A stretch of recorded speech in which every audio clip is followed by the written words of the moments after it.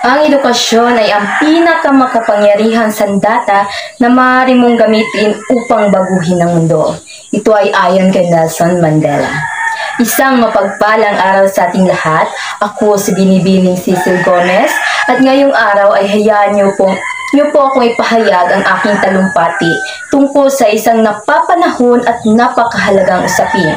Ito ay tungkol sa kalagayan ng edukasyon sa Pilipinas. Sa panahong patuloy na hinahamon ng ating lipunan ng kahirapan, krisis at teknolohikal na pagbabago, higit na nagiging mahalaga ang papel ng edukasyon bilang pundasyon ng pag-unlad at susi sa pambansang kaunlaran. Hindi makakaila na sa loob ng maraming dekada, ang edukasyon ay tinuturing na pinakamabisang instrumento ng pagbabago. Sa isang bansang tulad ng Pilipinas, na may milyon-milyong kabataang umaasa sa mabuting kinabukasan, ang edukasyon ay nagsisilbing pag-asa ng bawat pamilyang nais makaahon sa kahirapan. Ang karunungang ating natatamo ay hindi lamang nagbubukas ng pinto ng oportunidad, kundi nagbibigay rin ng kakayahang bumuo ng matalinong desisyon, makisangkot sa lipunan at makamit ang sariling dignidad.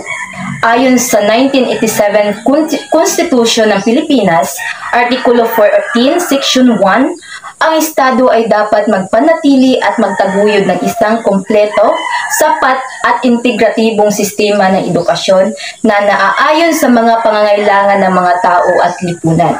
Ito ay pahayag ng pangakong dapat tinutupad ng pamahalaan, isang edukasyong abot kamay, dekalidad at inklusibo. Subalit sa kabila ng mga reforma tulad ng K-12 curriculum sa ilalim ng RA 10533 at ng Free Tuition Law RA 10931 para sa mga pampublikong kolehiyo at universidad, marami pa rin sa ating mga kabataan o kababayan ang nahihirapan o hindi nakapasok sa paaralan. Ano nga ba ang tunay na kalagayan ng edukasyon sa bansa ngayon? Ayon sa datos ng Philippine Statistics Authority o PSA, noong mga nakaraang taon, libo-libong kabataan pa rin ang hindi nakapag-aral dulot ng kahirapan, kakulangan ng akses sa paaralan, at iba pang salik tulad ng child labor at krisis sa kalusugan.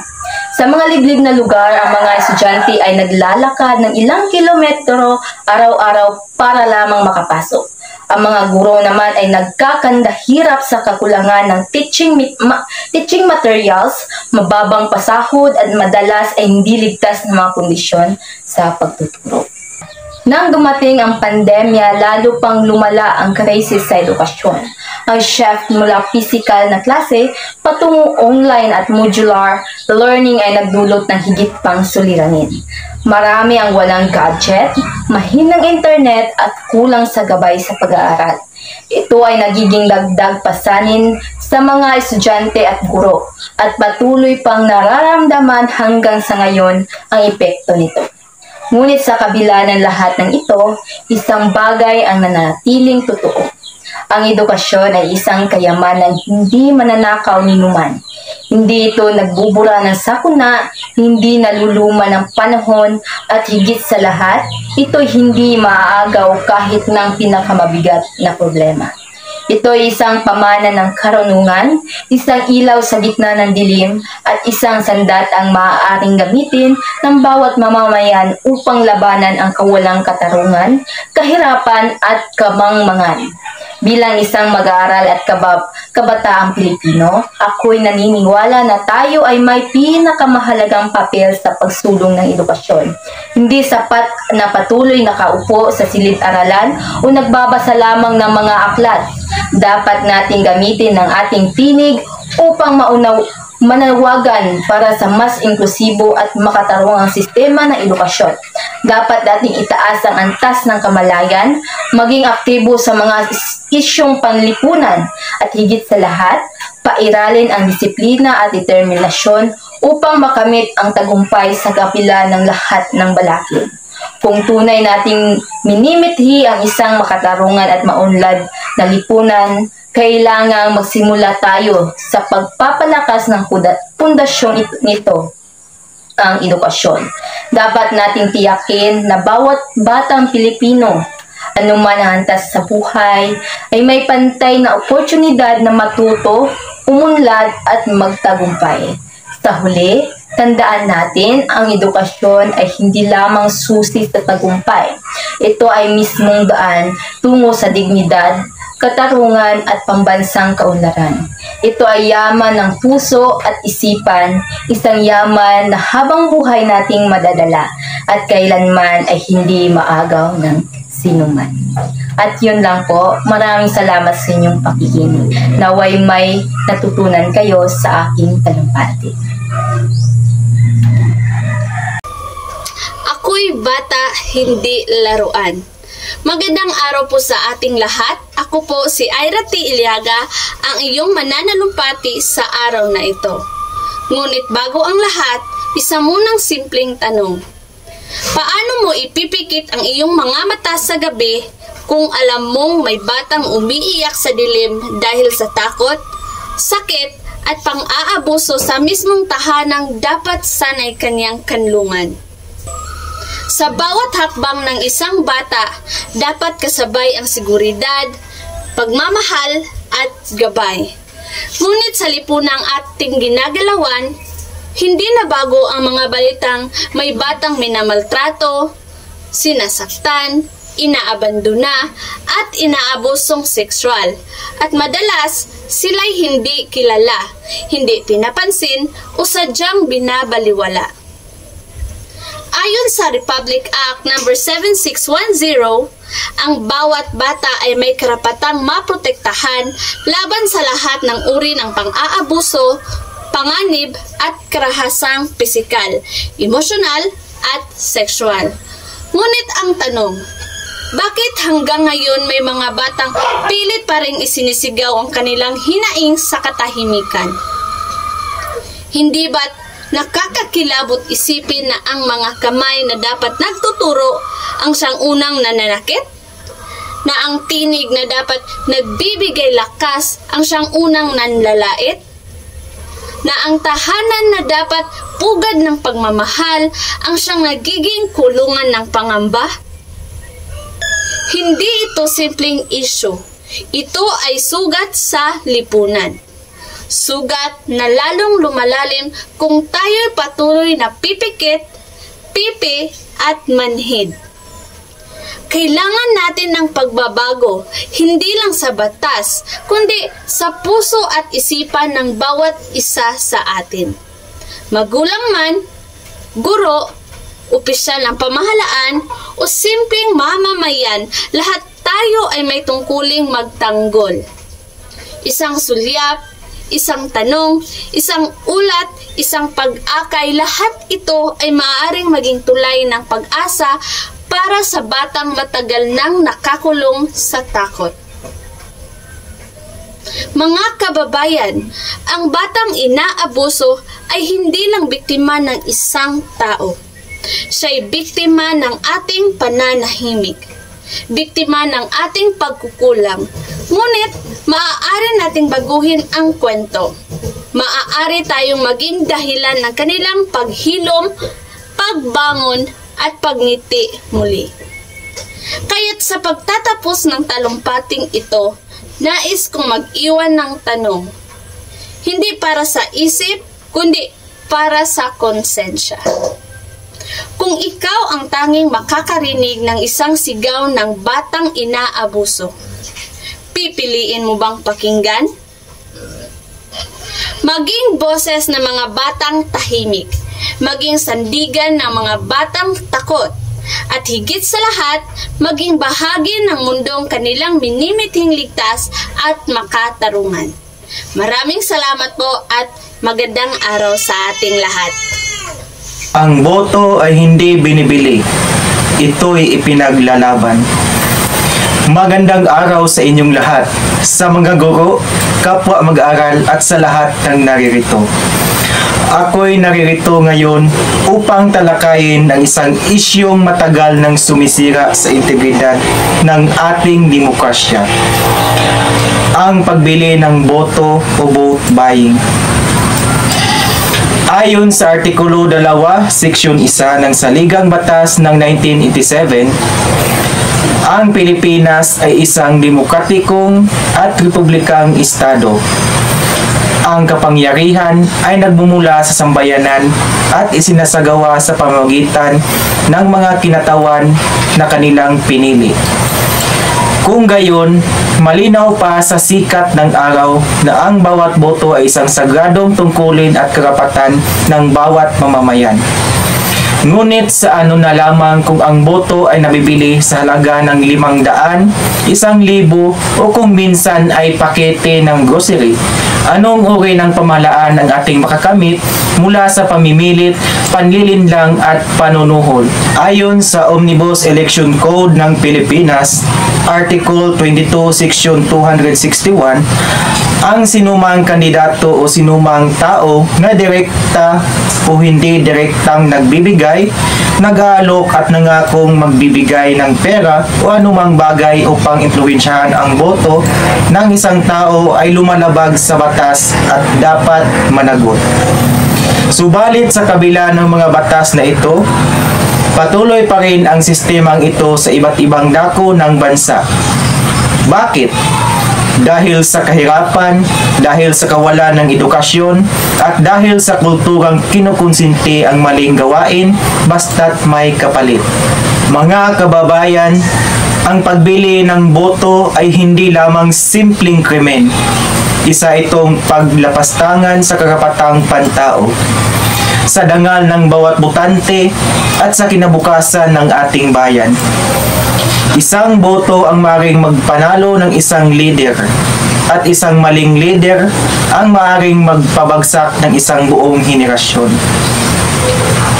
Ang tunay na pagbabago ay hindi nabibili, ito'y ipinaglalaban. Tungkuling nating ipagtanggol ang ating karapatan.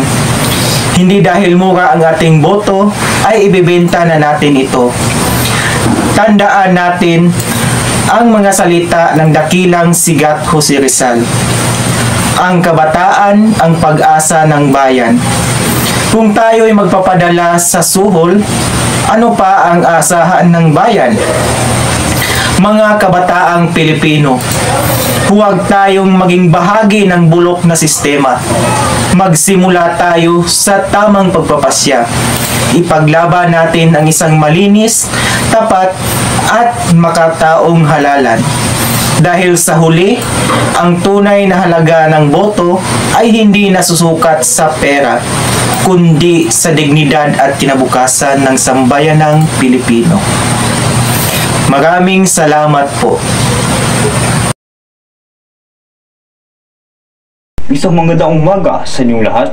Ako po si Ginoong Francis T. Dumayak, ang iyong manalumpati sa araw na ito. Ang pamagat ng aking talumpati ay pinagbatang global warming, isang panganib na dapat pagtulungan. Isang araw ba ay naranasan mo malakad sa langsangang tila nasusunog ang hangin? O makakita ng baha kahit saglit lang ang ulan? Napansin mo rin bang parang nagiging mas malupit ang panahon? Mainit kung tag-init at mapamensala kung tag-ulan. Hindi ito ordinaryong pagbabago ng klima. Ito ang global warming. Isa itong panganib na hindi natin basta nararamdaman, kundi tunay nating nararanasan. Ang global warming ay ang unti-unting pagtaas ng temperatura sa buong mundo dahil sa gawa ng tao, tulad ng pagsunog ng fossil fuels, labis na paggamit ng kuryente, pagputol ng mga puno. Ayon sa IPCC, tumaas na ng 1.1 Celsius ang temperatura ng mundo mula noong panahon ng industrialisasyon. Mukhang maliit na bilang, pero sa likod nito'y malaking trahedya, katulad ng baha, tagtuyot, pagkawala ng tirahan, at higit sa lahat, gutom. Sabi nga ni Dr. Michael Mann, isang kilalang climatologist, ang global warming ay hindi isang malayong banta. Ito ay nangyayari na ngayon. Hindi natin kailangan lumayo. Sa Pilipinas pa lang, ramdam na natin ang epekto. katulad ng Typhoon Yolanda na sumira sa libu-libong buhay at kabuhayan. Bawat taon, tila palakas ng palakas ang mga bagyo. Hindi ito basta normal na sakuna. Ito ay babala. Ano nga ba ang sanhi? Ayon sa NASA, ang pagsusunog ng coal, langis, at natural gas ang pangunahing nagpapakawala ng carbon dioxide sa hangin. Ang gas na napapainit sa mundo. Kasama rin dito ang deforestation o pagputol ng mga puno na sanay tumutulong maglinis ng ating hangin. Ngunit may pag-asa pa. Ayon kay Greta Thunberg, ang mga desisyon gagawin natin ngayon ang hubog sa kinabukasan ng ating planeta. Kaya tayo'y hindi dapat mawala ng pag-asa. May mga konkretong hakbang na maaari natin simulan ngayon. Una, gumamit ng renewable energy tulad ng solar at wind power. Suportahan ang tree planting programs. Iwasan ang labis na paggamit ng plastic at alagaan ang ating kapaligiran. Tulad ng sinabi ni Dr. Renato Solido ng PBOX, ang pagiging handa at maalam sa mga epekto ng global warming ay susi sa kaligtasan. Bilang kabataan, estudyante, guro, mamamayan, may gampanin tayong lahat. Hindi sapat ang kaalaman, kailangan ng pagkilos, kailangan ng pagkakaisa. Dahil ang global warming ay hindi lang issue ng agam. Ito ay issue ng buhay ng kinabukasan. Kaya't bago pa tuluyang masunog ang ating kinabukasan, tayo na kumilos, magtulungan at ipaglaban ang ating planeta. At yung lamang, maraming salamat at naway maging simula ito ng mas malalim nating pakialam. Talumpati, karapatang pantao, sandigan ng bawat isa. Isang makabuluhang araw po sa ating lahat. Nais ko pong simulan ang aking pagbabahagi ng talumpati sa isang simpleng tanong. Tayo nga ba ay tunay na malaya? Maaring malaya tayong lumakad sa kalsada, magsalita sa harap ng marami, at makapili ng ating kinabukasan. Ngunit kung titingnan nating mabuti ang ating paligid, may mga batang lansangan na walang makain, mga inosenteng nakakulong, at mga taong tinanggalan ng boses. Maari nating itanong muli, asan na ang ating karapatan?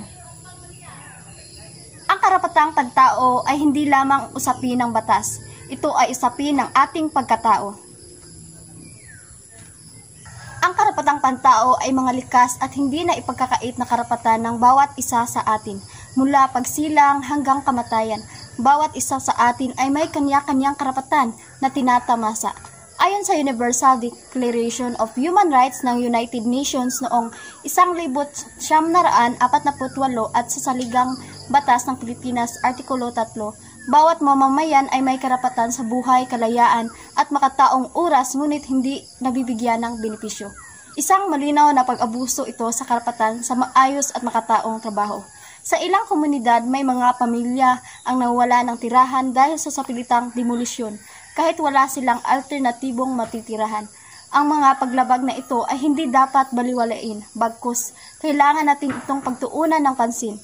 Ayon kay Professor Jensen Maniebog, kailangan mapatupad ang mga makataong batas, magkaroon ng mabilis at patas na paglilitis at palakasin ang mga programang tumutulong sa mga naapi. Kasama rin dito ang pagdidisiplina sa mga persang dapat sanay tagapagtanggol ng karapatan, ngunit sila mismo ang lumalabag dito. Mga kababayan, kapwa ko kabataan, ang laban para sa karapatang pantao ay hindi lamang laban ng mga aktivista.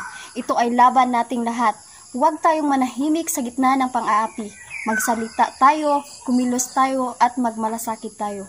Ang tunay na kalayaan ay hindi lang nakasulat sa papel. Ito ay dapat nararamdaman, na ipapamuhay at ipinaglalaban. Ang karapatang pantao ay hindi pribilehiyo.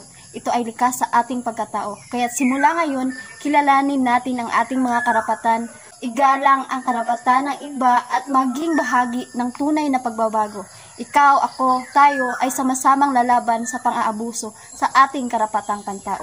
Dahil ang karapatang pantao ay hindi lamang karapatan ng ilan, ito ay karapatan nating lahat. Maraming salamat po. Magandang araw po sa ating lahat. Ako'y narito ngayon upang bigyang pansin ang isang mahalagang usapin na patuloy na humuhubog sa ating pagkatao bilang mga Pilipino. Ang kalagayan ng wikang Pilipino sa kasalukuyan. Ang wikang Pilipino ay hindi lamang kasangkapan sa komunikasyon. Ito ay sagisag ng ating kultura at pagkatao bilang Pilipino. Sa kabila nito, tila unti-unting nababaliwala sa modernong panahon. Mas pinipili pa ng ilan ang paggamit ng Ingles lalo na sa edukasyon, media at opisyal na komunikasyon. Ayon sa Saligang Batas ng 1987, Artikulo 14, Section 6, ang pamansa ng Pilipinas ay Pilipino. Ito ay dapat payabungin at pagyamanin. So may malinaw tayong mandato na ito'y gamitin at itakuyod. Ayon kay Dr. Virgilio S. Almario, ang wikang Pilipino ay instrumento ng pagkakaisa at pambansang kaunlaran. Kung hindi natin ito gagamitin, unti-unti nating pinapatay ang ating sariling pagkakakilanlan. Kaya tayong mga kabataan at mamamayan ay may tungkulin na gamitin, mahalin at ipagmalaki ang wikang Pilipino. Kahit saan mang larangan, kailanman at saan man. Hindi natin sinasabing masama ang paggamit ng English. Sa katunayan, mahalaga rin itong kasangkapan sa globalisasyon. Ngunit, huwag sana natin kalimutan na may sarili tayong wika.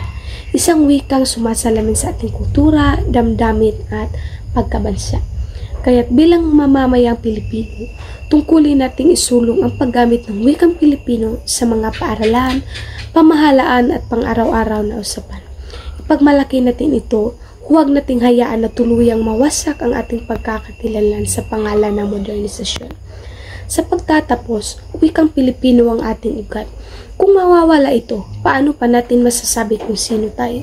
Kaya gamitin natin ang ating wika, hindi lamang sa buwan ng wika, kundi sa bawat araw na tayo ay nabubuhay bilang isang Pilipino. At yun lamang po, maraming salamat.